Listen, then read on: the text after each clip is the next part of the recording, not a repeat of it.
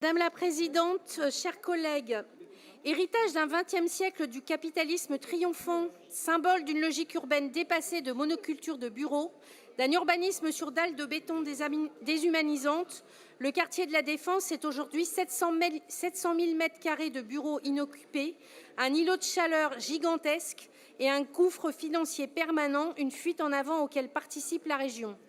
Si la nécessité de s'adapter aux nouveaux usages, à la nouvelle organisation du travail et aux enjeux environnementaux est évidente, le niveau de financement de la part de la région à hauteur de 2,8 millions par an nous interrogeait déjà, sans parler de la rallonge de 3 millions dans le budget supplémentaire. Ce quartier réunit les entreprises les plus lucratives de notre pays.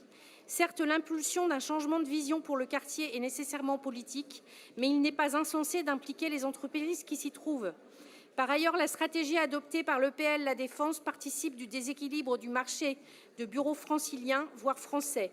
Alors même que le SDRIFE consacre le polycentrisme, il convient de ne plus soutenir l'attractivité et la concentration des bureaux à La Défense et dans l'Ouest parisien. Dans un contexte général de réduction des dépenses publiques et alors que vous avez réalisé des coupes budgétaires honteuses en sacrifiant notamment le financement du logement social en 2024, le financement supplémentaire de la Défense ne nous paraît pas ultra prioritaire au regard des multiples acteurs mobilisables. Merci.